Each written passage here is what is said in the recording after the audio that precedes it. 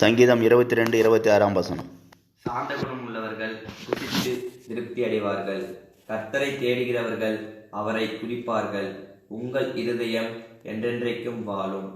கர்த்தருடைய பரிசுத்த நாமம் துதிக்கப்படுவதாக. கர்த்தர் நல்லவர், அவர் கிருபை என்றும் உள்ளது. இந்த நாள் தியானத்துக்கு ஆண்டவர் தந்த இந்த நல்ல வசனத்துக்காக ஆண்டவரை துதிக்கிறேன், சோதரிக்கிறேன்.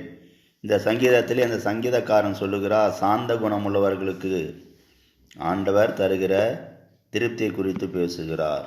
அப்போ அவங்க எதில் திருப்தி அடைவாங்களாம்? புசித்து திருப்தி அடைவாங்க என்று சொல்லுகிறார். அப்போ வேதத்தில் ஒரு சிலர் குறித்து தான் சாந்த குணம் உள்ளவங்க என்று சொல்லப்பட்டிருக்கிறது. அதில் விசேஷமாக மோசையை குறித்து ஆண்டவர் சாட்சி கொடுக்கிறார். அப்போ இந்த கடைசி நாட்கள் கூட நமக்கு கூட அப்படிப்பட்டதான் ஒரு சாட்சி இருந்தால் நன்றாக இருக்கும். அநேக காரியங்களை பாருங்கள், நம்மால் சாந்த குணத்தை காட்டவே முடியல, பொறுமையை காட்ட முடியல. நம்ம என்ன பண்ணிடுறோம்? அந்த காரியங்கள் எல்லாம் தவறி விடுகிறோம். இன்னும் கூட வேத வசனம் சொல்கிறது, நாம் அநேக காரியங்கள் தவறுகிறோம் என்று சொல்லி. அப்போ இந்த விஷயத்தில் இந்த சாந்த குணத்தை காண்பிக்கிற காரியத்தில் நாம் தவறும்போது என்ன உண்டாகுது? அங்கே சமாதான குறை உண்டாகிறது, அங்கே என்ன உண்டாகுது? பிரச்சனை உண்டாகிறது, ஒருவருக்கு விரோதமாக ஒருவருக்கு மனஸ்தாபம் உண்டாகிறது. இதனால் நம்ம என்ன பண்ணுறோம்? அநேக நன்மைகளை பெற்றுக்கொள்ள முடியாமல் ஐக்கியத்தை விட்டு பிரிந்து போகும்படியான சூழ்நிலைகள் எல்லாம் அந்த இடத்தில் காணப்படுகிறது. அதனால் நாம் இந்த நாட்கள் கூட நம்முடைய சாந்த குணத்தை காத்துக்கொள்ள மிகவும் ஜாக்கிரதையாக இருப்பது அவசியமாக இருக்குது. அப்போ சாந்த குணமாக இருக்கும்போது நமக்கு என்ன ஆண்டவர் தராதான்? புசித்து திருப்தி அடைவார் என்று சொல்லப்பட்டிருக்கு. அப்போ சாந்த குணமாக இருக்கும்போது புசித்து திருப்தி அடைவார் என்று சொல்லும்போது நாம் ஆவிக்குரிய ஆசீர்வாதங்களையும் இந்த உலக நன்மைகளையும் என்ன பண்ணலாம்?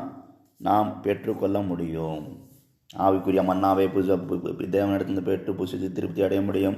உலக பிரயோகமான காரியங்கள் நமக்கு சரீரத்துக்கு தேவையான ஆகாரங்களையும் நாம் புசித்து திருப்தி அடைய முடியும். அப்போ இதுக்கெல்லாம் தேவையானது என்ன? நமக்குள்ள சாந்த குணம்.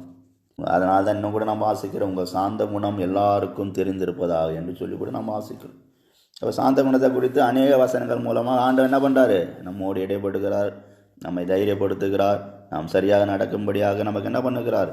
ஒரு எச்சரிப்பின் சத்தத்தை இந்த வேத புத்தகத்து மூலமாக ஆண்டவர் நமக்கு தந்து கொண்டே இருக்கிறார். எங்கள் எந்த இடத்துலாம் சாந்த குணங்கள் இல்லாமல் காணப்பட்டது, அந்த இடத்துல என்ன காணப்பட்டது? பலவிதமான பிரச்சனைகள், நெருக்கங்கள், போராட்டங்கள் உண்டானது.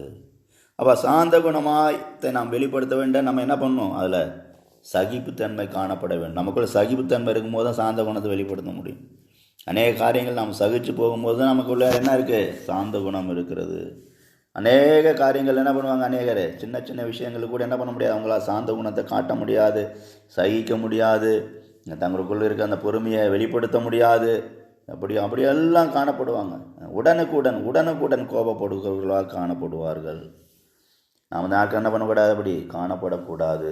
நமக்குள் இருக்கிற சாந்த குணம் எல்லாருக்கும் வெளிப்படத்தக்கதாக அந்த சாந்த குணத்தின் மூலமாக மற்றவர்கள் முன்பாக நாம் ஒரு சாட்சியுள்ள வாழ்க்கை வாழும்படியாக நாம் நம்முடைய சாந்த குணத்தை ஒவ்வொரு நாளும் நாம் வெளிப்படுத்த வேண்டும்.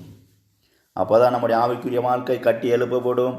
நாம் ஆண்டோடைய கிருபாவரங்களால் நிறைந்து செயல்பட முடியும், கிரியை செய்ய முடியும். சத்துருவை கூட அந்த சாந்த குணத்தின் மூலமாக என்ன பண்ண முடியும்? ஆதாயப்படுத்தி கொள்ள முடியும். அதனால் அந்த நாளில் கூட நம்முடைய சாந்த குணம் எந்த அளவுக்கு காணப்படுகிறது என்பதை எல்லாம் சிந்தித்து பார்ப்போம், ஆராய்ந்து பார்ப்போம். இன்னும் கூட அந்த வசனத்து கீழ்ப்பகுதியில் சொல்லப்பட்டிருக்கிறது, அவங்க என்ன பண்ணுவாங்களாம்? கர்த்தரை தேடுகிறவர்கள்.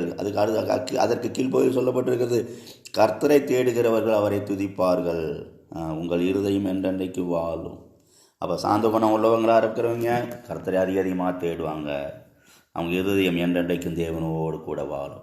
அப்போ நம்முடைய இருதயம் என்றென்றைக்கு தேவனோடு கூட வாழ நாம் எல்லா சூழ்நிலையிலையும் சாந்த குணம் உள்ளவர்களாக ஜீவிக்க வாழ நம்மை முழுவதும் தாழ்த்தி தேவனுடைய கருத்தில் ஒப்பு கொடுப்போம். அப்போ நிச்சயமாக தேவன் நமக்கு உதவி செய்வார். கர்த்தர் தாமே இந்த வசனங்களால் நம்மை ஆசீர்வதிப்பாராக. ஜெபம். கிருபையும் சிநேகம் நிறைந்த நல்ல தெய்வமே, நன்றி செலுத்துகிறோம். இந்த நாளில் கூட நீ எங்களோடு பேசும் நல்ல வசனங்களுக்காக நன்றி செலுத்துகிறோம். அப்பா, எங்களுக்குள்ள உள்ள சாந்த குணத்தை மற்றவர்கள் உணர்ந்து கொள்ள, அறிந்து கொள்ள, தெரிந்து கொள்ள உதவி செய்யுங்க.